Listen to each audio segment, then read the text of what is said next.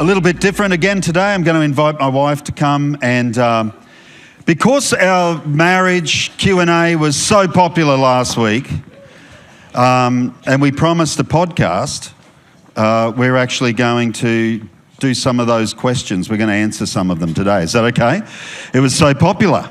Dennis, it was really that popular. And so many questions, and we've tried to group a few together and just give some, clarity. I want to give some clarity to some scripture around marriage, and obviously whether you're married or not, I'm hoping that this will be helpful for everyone. I was thinking about this, and often you don't want to cut anyone out, and it's like, well, I don't know why I'm sitting in here. We're talking about marriage. I'm not married or whatever. And whether that's I have been once and I'm not going back there again, or I never have been and I never want to be, I do think we need to understand how healthy marriage works. I think that's a good thing for us all to have a grasp and an understanding of. So we're going to do our best to answer some of the questions that came in, because the whole idea of answering the questions or asking for the questions was to actually try and scratch where it's itching, if you know what I mean. So we want this to be very, very practical. I do promise this is the last of the relationship series for this year. We won't be going here again, so you're safe to return next week if you've been made to feel uncomfortable in the last couple of weeks. Hello, darling. Are you happy with the table there? Do you need Yes, I can work with that. Can you? It's not what I wanted, but I can work with it. Oh, dear Lord. He's because so adaptable. I've learned to negotiate and to compromise. Oh, is that what that was? I have, yes. Only in things that I need to compromise in. Wow, good start. Like marriage. Great start. Good start. So we're going to just dive straight in. Is that okay? And we were sent questions. These are all questions that came in last week. And I'm going to attack them, I guess, from a more prepared basis. So I had a look at these during the week and sort of looked at how I'd respond to them. So I'm going to be off the cuff is what he's saying. And Pastor Sue, and we thought that would be good. Which could be slightly hilarious. Yeah, this will be the spontaneous reaction, and mine will be the time to have a bit of a think about it reaction. How's that? Yeah. Okay, that's how we decided. So the first thing we're going to address is communication. Some questions that came in that we could just loosely group under communication. How do you handle different financial habits in marriage? One is a spender and the other is a saver. And we're not using any names. But you can probably guess. You're going to go spontaneous first, aren't you? Yes. I think, we talked about this a little bit last week, but I think different families of origin, we've had to just meet in the middle, to be honest. I've learnt things from Chris that I hadn't considered before as regarding our finances, because I'm really good at the moment. He's very good at planning. So I've learned things from him, but I think also Chris would probably say that he's learned things from me where it's like, let's not just keep it all there. Let's actually enjoy the moment occasionally. But we've had to really navigate that, and I think we've had to be robust about it. Because for a long time I felt like Chris had a visual of me driving down the road in my car throwing money out the windows, which was paying the bills I don't consider to be throwing money out the windows. And often he would make comments, uninformed comments, like, I don't spend any money. And I'm like, that's because you don't buy the groceries, you don't pay the bills, and you're very inexpensive to keep running, which is lovely. And I never buy nice shirts. No, I buy them. So that would be my spending. So we've had to navigate that and communicate very honestly and openly about it. But I think it's not only brought us closer together because now we have a common goal, but it's also been beneficial for each of us to see from the other person's perspective. And I'd like to throw in what's going to be a very common theme through all of this, and where we really began the week before we spoke about marriage. We talked about building a relationship, a romantic relationship appropriately. And this is why we've stressed friendship in the relationship all the way along. When you talk about being able to communicate, being able to negotiate, it's all based on a mutual respect that starts actually in a friendship. Really wanting to know this person, wanting to be with them. Otherwise, it just ends up a scrabble for the loose ends. just ends up a fight over who gets what. And so I think that friendship early in the relationship, this is where you learn to communicate, to resolve conflict, to negotiate, to prefer one another. And I'll reiterate it without harping too much, but I will reiterate what I said. Prematurely introducing sex into a relationship will weaken the need to develop all of the above by introducing intoxicating hormones that dull the pain of disagreement and camouflage otherwise obvious pitfalls and shortfalls in your relationship.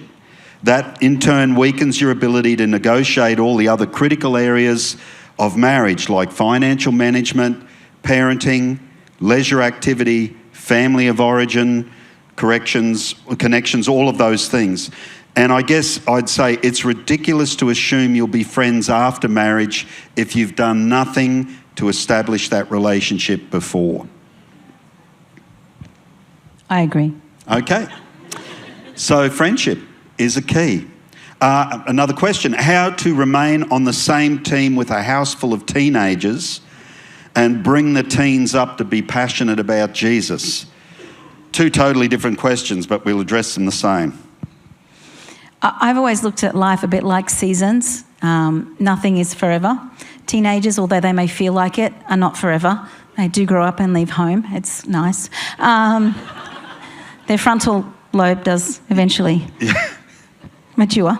But I think it's a season, and so you have to navigate seasons differently. You wouldn't get in your car on a sunny day and navigate the road like you would if you were in the middle of a snowstorm. You have to navigate for the conditions. So for us, we've always tried to take our kids, sometimes reluctantly, on the journey, but also, I think who you are as a couple and the way you do life is what impacts your kids more than anything, even if they don't articulate it when they're teenagers. So we've always tried to keep it fun and light, and our it's been difficult because we're pastors, and apparently if you listen to our kids, that is the worst thing you could ever be on the planet as a parent, is a pastor.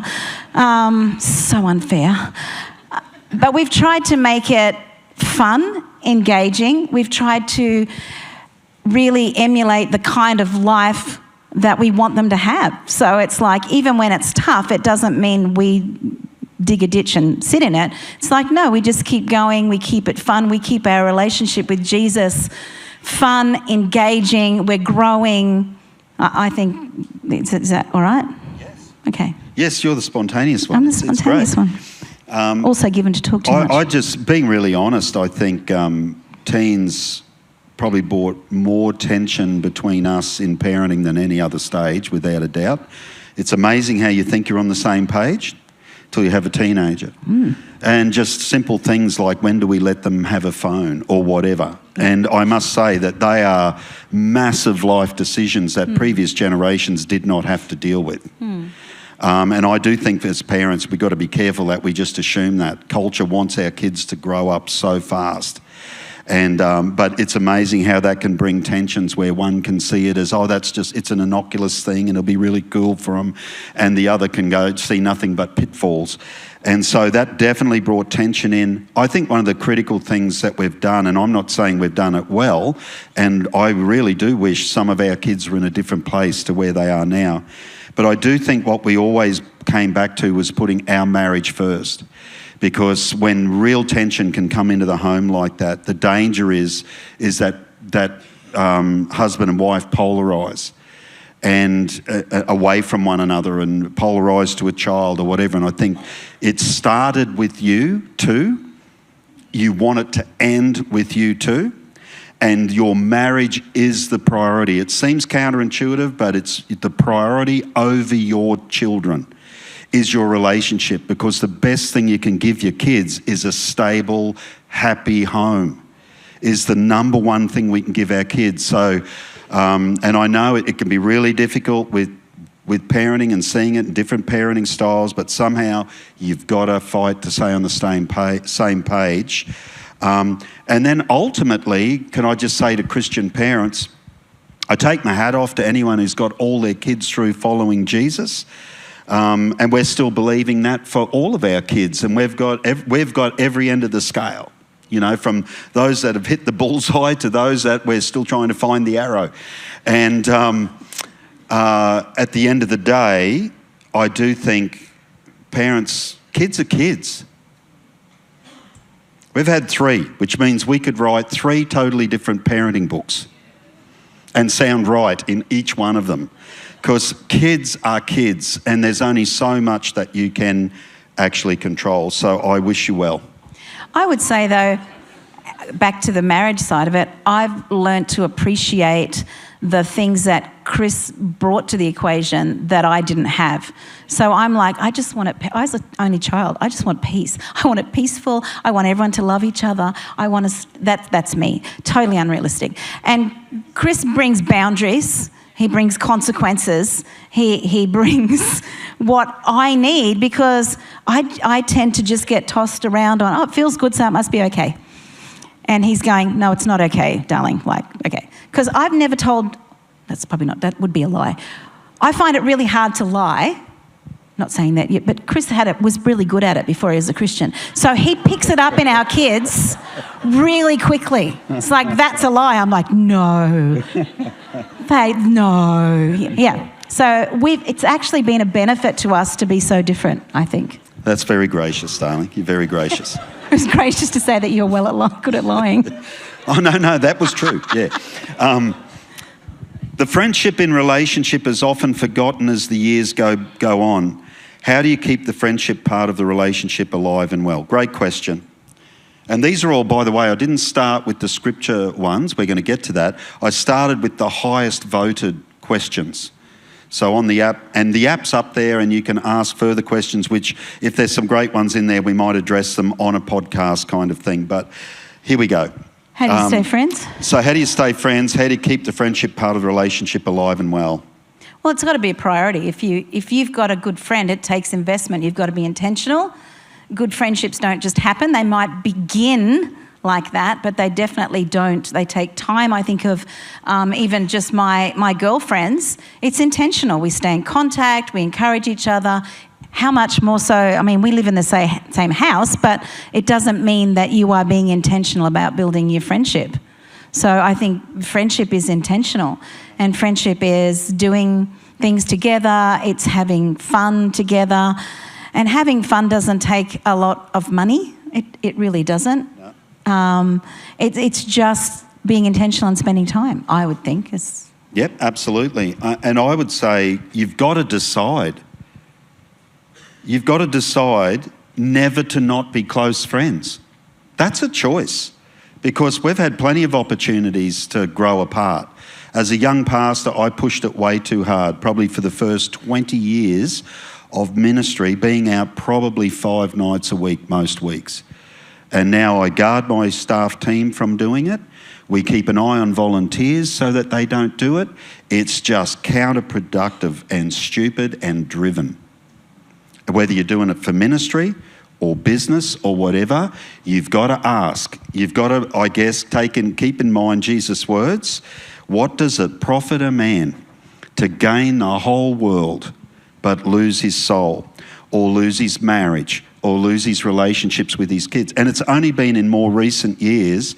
I would have said, if you'd have asked me 10 years ago if I had any regrets as far as parenting and our journey, I would have said no. As a 60-year-old, I've got regrets that I never knew I'd have. And I think, gee, I can't remember that. Gee, I probably wasn't around for that. I wish I'd have been there a little bit more than what I was. And, you know, we got through and our kids got through, but I think I could have done it better. So I would say choose never to not be close friends. During childbearing and raising years, building a business, you can become ships in a night, but you've got to be the first to say, I feel like we're being strangers. And the amount of times that either of us has pulled the other up and said, we're not connected right now. And we just need to have an open talk. Why is that? What's it look like? And it's not trying to find fault. It's not accusatory. It is, how do we have to adjust our lifestyle so that we can stay connected? So it's very much a choice. You have to carve out time. No substitute for it. No magic formula, no silver bullet. You have to stop, have a conversation and go, we'll adjust our lifestyle and prioritise ourselves. If that means less money, that means less money, whatever. Okay, on that light note, how to rekindle and prioritise relationship with spouse whilst in the throes of young children chaos. So this is very specific. It's a very similar question, but it's specific, so it's worth answering for our young parents, who we have a multitude of. You know, there were 70 kids in primary age kids last week. 70. And I forget how many juniors and nappies and things there were, but over 100 children, 107 kids, I think. That's a small primary school. So we've got a lot of parents here, I guess was the point I was making. How do you do it, darling? How do you do it? How do you do it? I think you've just got to be a bit selfless. I think selfishness is what makes it difficult. Again, I think I've been blessed to see things as a season, and so we just did things that were fun with the kids. It wasn't hard. I mean, having small children was difficult, but it wasn't hard we'd go to the park while they were playing on the swings, we would connect, talk, we'd make it fun. We made them a little bit of the focus, what they liked, instead of trying to drag them to things that we didn't like. We both had elderly parents, so we didn't have people who would babysit at the drop of a hat. So we just had to do life with our kids and determined to enjoy it. Yeah. And I think we were realistic about that. We didn't drag. I don't know, if you've got kids that you can take to a coffee shop, God bless you. We did not. They would have destroyed not only our piece, the coffee shop, and everybody else's piece while they were there. So we just didn't do that stuff, but we didn't look at it and go, oh, I wish we could do that. It was just... There's a few parents I'd like to tell not to do it now. Yeah, there's a couple. Had a couple. But we must be inclusive. So anyway, yep, absolutely. I think you've got to brainstorm opportunities to connect. Again, it started with the two of you. You want it to finish there with the two of you, surrounded by your kids and your grandkids if you've got children. It's like Sue and I, honestly, we were sitting in our blow-up inflatable spa the other night. Don't knock it till you've tried it. Don't knock it till you try it. And we were sitting there and just actually thinking, in the scalding hot water. How good. And I said to Sue, aren't you glad we worked on it? Yeah. Aren't you glad that through all the ups and downs, and there was pressure. I mean, we took our first pastorate. We were bivocational. We took on a church of 11 people. We had Levi was 10 months old when we went there. 7 years later, we came back in to take this church in Toowoomba. We had a 10-month-old once again on our hip, which was our youngest. We'd had a child in the middle. We'd grown a church from 11 people to 130 in a community of 1,200 people. It had been an insane journey, and we did it all with a baby on our hip. Literally, we did the lot with a baby on our hip. So it is possible to survive, but as Sue said, it takes two, and selfishness is going to blow it out of the water every time. At some point, you have to sort of realise it's not about you. Okay, let's move on to decision making. I haven't even started to get strong yet. This is good. Were you settled on 3 kids from the beginning, or did one of you want another? If so, how did you manage that tension? Oh, can I speak to this? I should put after that question, asking for a friend. I was an only child. I have no idea how to do the sibling thing. Chris was one of 6. I think at some point we'd said 4 would be great. Then we had 1, and... had to renegotiate, and I was like, well, I'd been an only child, so I was like, let's have 2. So we had 2, and at some point, you went, you know... No, at some point, as I recall, very clearly... This is the issue. Recollection is different. Yes, go. Sue said to me, I think, were you 30... Let's not talk age. Okay. Let's not talk age. Sue was getting to the point where she thought, I don't particularly want to have another baby. She said, if we want another one, I mean, I'm easy either way, but if we want another one, we better decide soon. And I said, I think I'd always wonder what another little Mulhare looked like if we didn't. And then we had one, and I said, my curiosity is absolutely cured. That's really funny because that is not how I recollect that at all. But let's go with that recollection. I remember Peter Patterson will feeling back me up. quite duped into him going. I recall that as you saying, Quick, speed it up, darling. what do you reckon? And me saying, I don't know. And we had a boy and a girl, so there was no pressure. And you saying that, I remember you saying, I'd wonder what another little Mulhare would look like. And then we had 3 and I was done. Yeah. I think I was actually done at 2, but, you know. Yeah, and the only proviso, so in other words, it was a negotiation, but the only proviso I'd put on that would have been, Sue actually did, and the kids, we were really, really blessed with safe childbirth, if not easy, but safe and healthy children.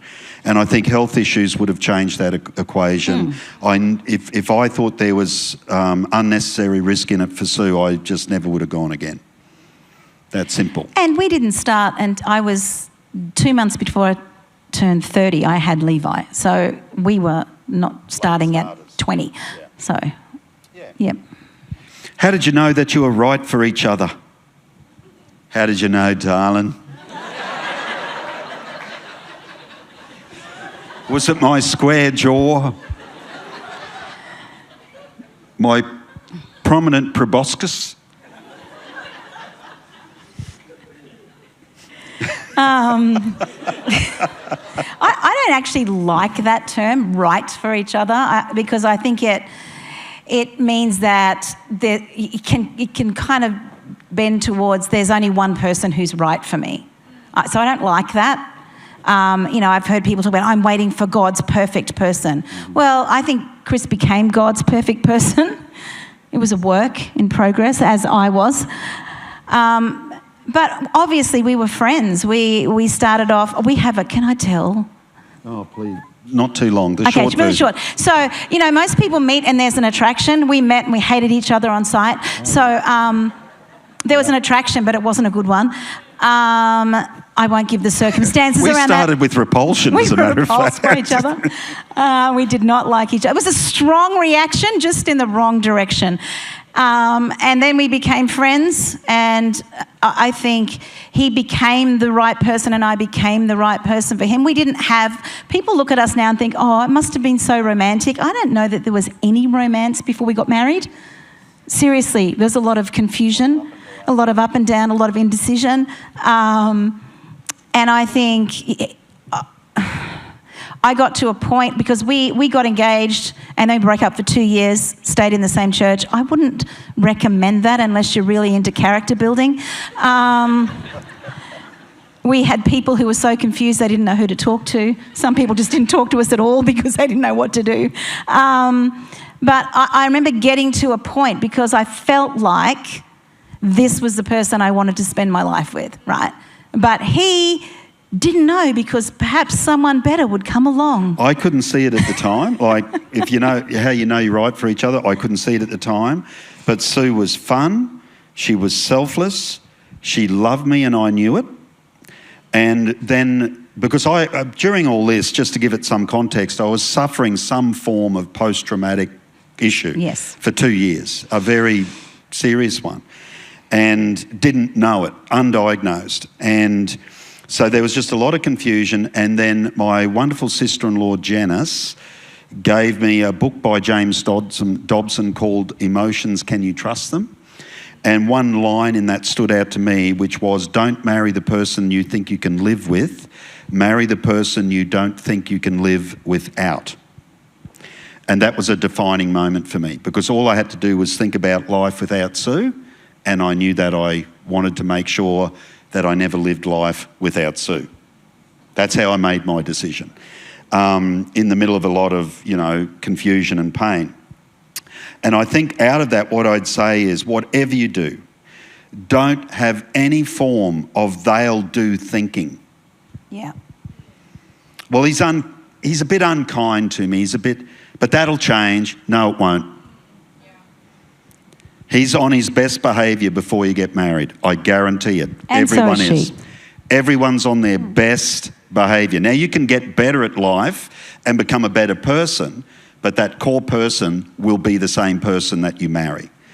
Don't, and I'm saying to girls particularly, do not think you'll change him, and to boys, well, ditto. Don't think you'll change her.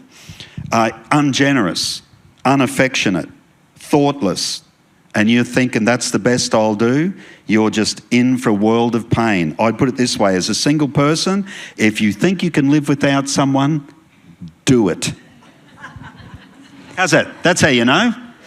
And I would say it's a trusting for us, like how we got to the point that we got married was that I had to lay it down. I really felt like I wanted to spend my life with him, but he didn't seem to know what he wanted to do, which is fine. And so for me, I had to go, well, you know what? I just trust God. Whether it works out or it doesn't work out, that sounds very simple. It was a long process of going to bed every night saying, I don't like it. It's okay to tell God you don't like things. I don't understand it. But God, I really trust you. And so whether this works out or doesn't, I know you have my best at heart. So, yeah. Yeah, and that's just our story. That's just our story, but I think there's a couple of principles in there. How is making important life decisions possible for couples without big conflict? I mean, realistically, whenever two people are making big decisions that affect their lives, there's plenty of potential for conflict. Could I just say this about conflict? Conflict is not bad in a relationship. If you are looking for a relationship without conflict, it's totally unrealistic. When couples say to me, oh, we just get on so great, maybe, they're looking to get married. We get on so great, there's no conflict. It worries me. It means they've probably never really had a difficult discussion. And maybe everyone's peacemaking and everyone's trying to avoid it for the sake of peace. Let me tell you, that will end after marriage. And that could be But can I just finish my thought? You can, of course. So conflict is not bad. Unresolved conflict is bad. There's a big difference. You have to be conflicted. You have to work through things. You have to have challenging moments. You have to have it. As a matter of fact, it's the only way you get to know your partner. It really is the only way you really get to know them, is when there's tension and it's like, oh, I didn't realise you thought that strongly about that, etc. I didn't realise that was a non-negotiable for you. It's how you actually get to know someone. As long as you can work your way through to a conclusion, you'll be just fine and you'll be stronger for the conflict. There's some thoughts on conflict. Well, I think too, it's something I had to learn because I came from a very conflicted family who argued a lot. And I think I said last week, I learned very quickly, if you just be quiet and let it all pass over the top of you, you come out the other side. That does not work in a marriage. That's how I was approaching marriage, and thank God for Peter Aspen when he did our pre-marriage counselling. Because this is how it's unfair. I'm trying to keep it peaceful for both of us, but what I'm actually doing is not being real for my partner. He doesn't know what I think, how I feel. I'm just keeping it all here. And can I just say, you can't keep it all here forever. And he gave us a really good example. He said, if you're doing that, if you're not actually talking about how you feel in a healthy way, then one day Chris is going to forget to put the wheelie bins out and you're going to pack your bags and go, and that would be unfair to him because he has no idea what you're thinking.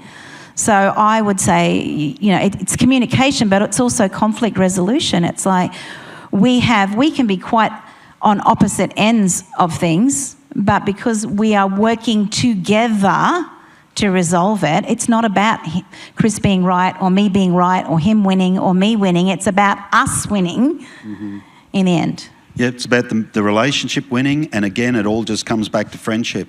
Because if you don't actually like that person, you might love them, you might be sexually attracted to them, but if you don't actually like them and want what's best for them, you will fight for your slice of the cake. You know what I mean? And you actually want a friendship to make it work, where it's like, I actually really want what's best for you.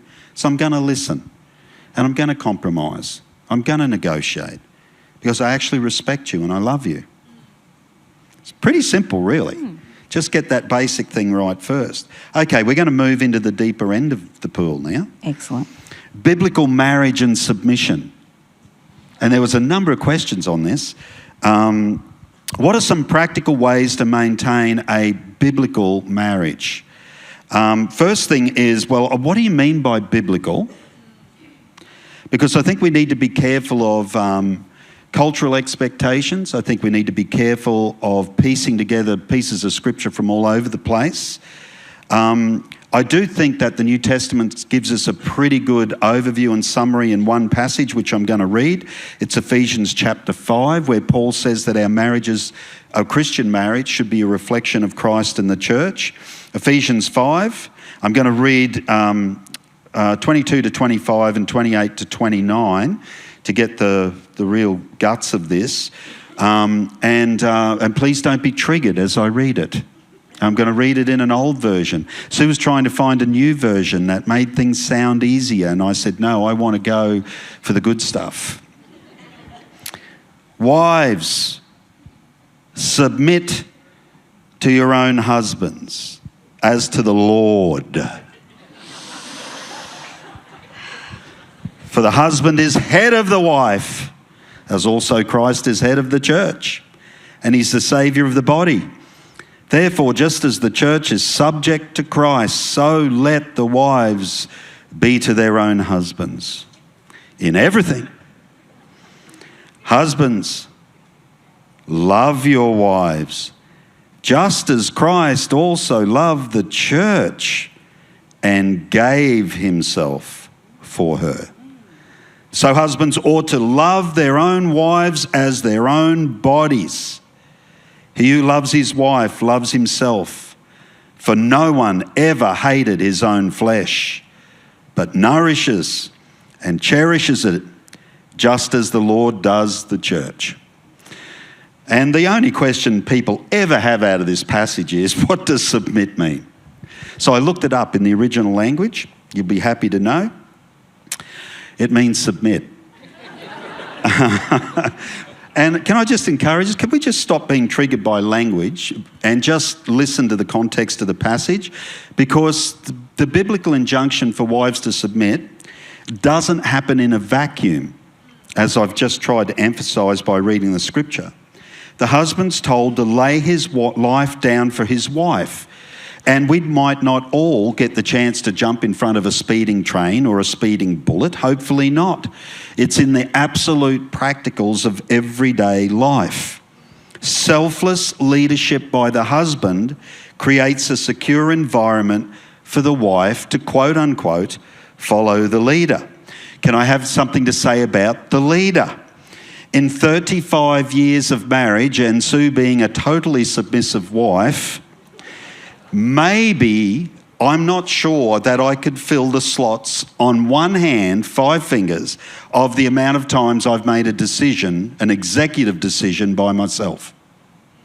And the only times I have, which may be twice or maybe 3 if I'm forgetting one, is times when Sue actually felt the pressure and didn't want to make the decision and said, your call. And I called it and got it right, thankfully. So, you know, and I'll get to this a little bit further because there's several questions around this. I'm going to drill down deeper and be even straighter as I go. But here's the bottom line. Selfishness, entitlement, heavy-handedness, insensitivity threatens that environment for a girl. And I've learnt when I get frustrated that Sue isn't obeying me, which generally means my preferences, my first reflection as a Christian husband should be to Christ and the church and that relationship. I have to ask myself, is Jesus ever frustrated with me because I don't seem to be listening and responding? I'm not looking at how obedient my wife is, I'm looking at how obedient I am. And all of a sudden I get convicted. How can I try and manipulate my wife when God can't even move me? What authority do I have to expect leadership, submission or whatever, when maybe there's a few areas I'm not particularly submitted in? It all flows from the top. It's meant to be the husband mirroring Christ. What did his submission look like? It looked like a Roman cross So husbands, how much pain are you prepared to put in to see a wife that can submit without fear that you're going to make decisions that actually hurt her? It's gone so quiet in here. Deeper cuts. Can I go deeper again? And I'm going to be really personal with this one because this is something God's challenged me on personally. If I'm concerned, and for a lot of men, hopefully this will bring some answers to you, but if I'm concerned about my wife's level of desire for intimacy in the marriage, the first question I should be asking is, what is my desire for intimacy with Christ? Am I praying? Am I worshipping? Am I connecting without agenda, just for the sake of loving God? Because when I realise my own struggles for intimacy, it helps me contextualise my wife's needs, and I become more human about these things. It only works that way if you've developed a healthy physical relationship already. If nothing's happening, you need to get help. But I can say this, if you've already established something that's healthy and then it stagnates, husbands, look at yourself first. How intimate do you want to be with Christ before you put pressure on your wife? Because how does Christ win our affection and our desire for intimacy? Not by demanding it, but by giving himself to win our affection.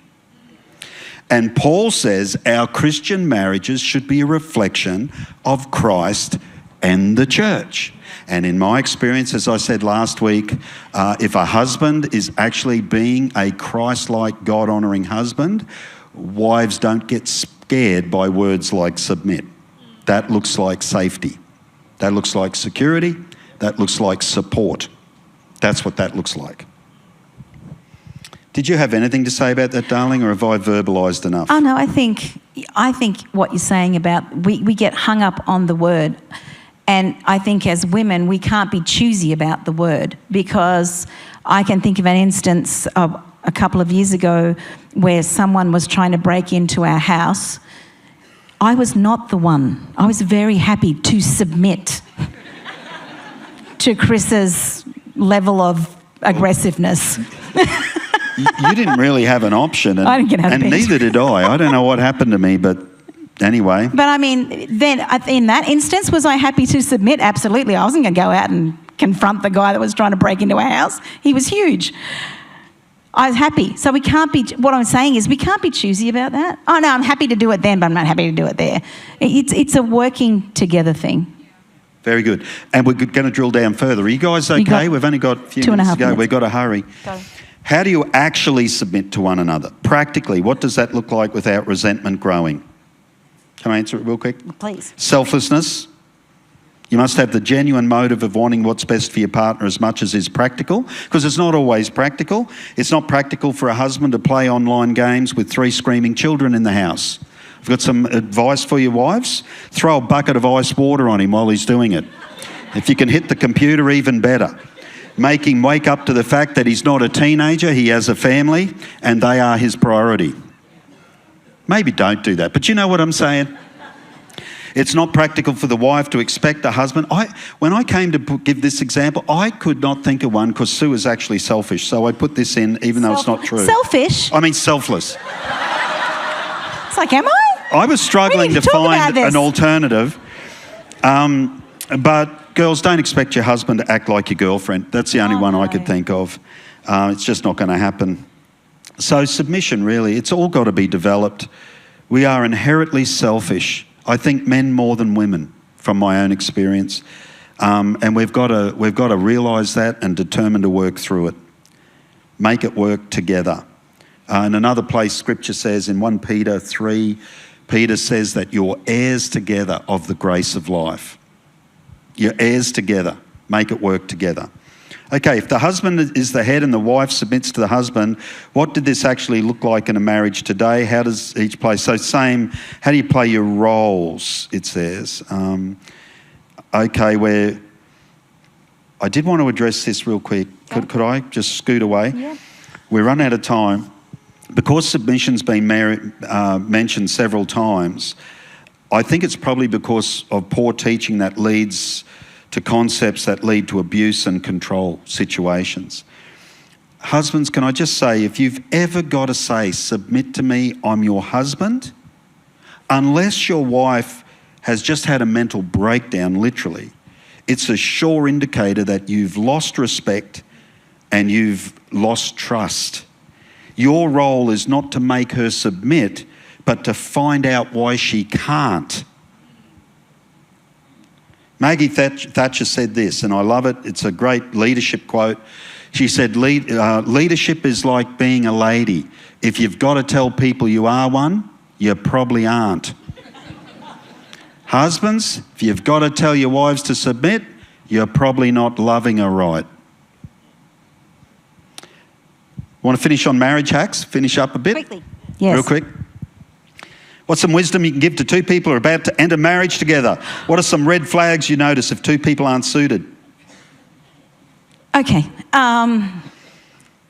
I just thought of one before as far as a marriage hack goes. Yeah. I used to get really frustrated because I'm a talker. I don't know if you've noticed that. I'm a talker. I like communication. I like to know us. So Chris would come home from work when he was spray painting, and I would say, and there are about 1,000 people in this room that would do this, how's your day? And he would say, good. What'd you do? Painted cars. Did you have fun? Not really. Dumb questions. I had to learn that, one, when he first comes in the door, is not the time to go tag your it with the children, for a start. It's not the time to have a conversation about how his day was when I can clearly tell it was just like every other day. It's probably more of the time to actually just be nice. So I think a marriage hack is, for me, don't ask dumb questions. Timing is everything. And he's quite happy after dinner to talk about his day, but not when he first gets home. Is that okay? Yeah, that's great. Thank you. That's a great marriage hack. I'd say entering marriage, be totally honest about your past lives. Yes. Increasingly, I'm seeing issues created because people aren't being honest with their past lives. I think character was, you could almost assume character in our society once. Now you can't, sadly. It's unfair to do it any other way. Your partner deserves to know everything about you. A shock before marriage is a lot easier to deal with than one after. 2, be honest about your expectations. That's why we run everyone through a Prepare and Rich course. It's not a be-all, end-all, fix-all, but at least get honest with your expectations and what you want your marriage to be. And last one I'd say is vision together. Don't assume that you see your futures the same way. Don't assume it. One sees you living a certain lifestyle, the other sees the other. One sees raising kids this way, the other sees the other. You've got to talk through those issues and be really, really practical. And the more you can talk through those kind of issues, the less tension you'll have later. One of the beauties of us having such a tumultuous, drawn-out relationship is we did maintain the friendship as difficult as it was. And then when we did get married, we realised we'd pretty well had every argument already that we were probably nearly ever going to have. I don't think we actually had a stalemate argument till our second child was born 6 years later. So we literally had a 6-year honeymoon. Mainly because so much tension had been worked out beforehand. And I can tell you, that's the place to do it. Okay, what are some red flags, darling? Red flags? I would say we touched on this before. There are some deal breakers, I think. If you really want something and the other person really doesn't, you won't change them by marrying them. I'll give you an easy example. If you want a family and the person you're with doesn't want a family, that's a deal breaker, unless you're willing to say, I don't want kids. If you want a certain lifestyle and that person doesn't, that's a deal breaker. If someone says they don't or can't trust you, that's a deal breaker. They're red flags, but I think it's that thing of if you see things that are troubling and you ignore them. So I don't like how he speaks to or she speaks to other people when we're out. I don't like how he talks about other people. I don't like how that needs to be talked about before, because you will not change that person afterwards. You think you will. Your love will be just the oxygen that they need to breathe. It won't. All I've ever seen is it get worse, I would say. So, Yeah, and we're just going to finish with one that is, I've been told, I was really shocked by it, but apparently it's a thing called weaponized incompetence. I had not heard that till I heard this question, and all my young staff are like, yeah, that's a thing. Okay, so for all us older folk, I want to do it just for the fun of it. Is that okay? I sometimes feel my husband is using weaponized incompetence to get out of contributing to the home tasks, dishes, cooking, kids. He said he's just not confident. Yeah, that's what I did. I was like, really? Like, is that a thing? So I've heard it's a thing. Well, let's say weaponized incompetence is a selfish, immature crock. That'd have been my response. Dump him in the street penniless, and I guarantee he'll be alive in a month's time. He might be dirty, unshaven, and steaming mad, but he will survive. He will beg, borrow, or steal and become good at it very quickly. So one of two things may be happening, I'm not sure. He's a lazy bum, which makes him selfish, or he lacks confidence and needs to learn new skills. Let's give the benefit of the doubt. So, in the first instance, a bucket of iced water over him in bed to wake him up. In the second incidence, encouragement under instruction to help him grow. And it might be the place for maybe a kid who's grown up without a dad or without great role modelling. It might be time to get a mentor. Get someone who's happily married and a good solid guy and get him beside him and help him coach. And that's a positive outcome. But I'm telling you, that weaponised anything weaponised in marriage is out. It's in the title, isn't it? So that's got to be moved through really, really quickly. Amen. I hope that's been helpful. We've got other things. It looks like honestly, we're going to a podcast. It's possible. Like, I mean, what are we, 35 years? We've known each other for 39. Yes. I still like him. He's still fun. Some days not so much, but most of the time, yes. We still have fun. It's not boring. We don't let it become boring. Yeah. We actually we love each other, which means we're committed to the best for the other person. That's what love means. If you meet someone and you tell them that you love them 5 minutes later, you don't know what love is, or you're lying. Yeah. Love is about being committed to the best for the other person.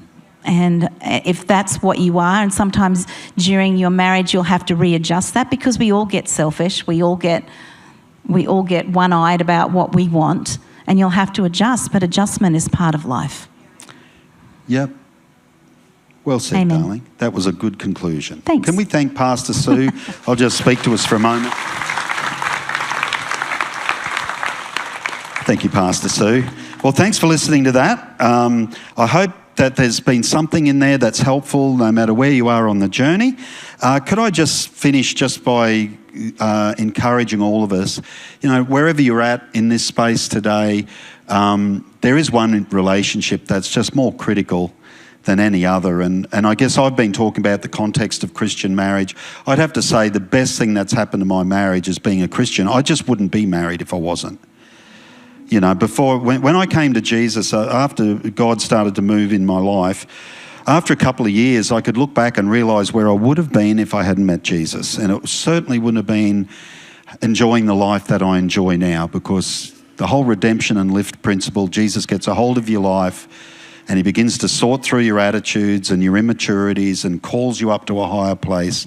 And that's always going to work out best for two people. If you let Jesus work in your life, and particularly in marriage, if two people are determined to let Jesus be Lord, he will lead you together, invariably. If you're both headed for the cross, you're going to intersect at some point.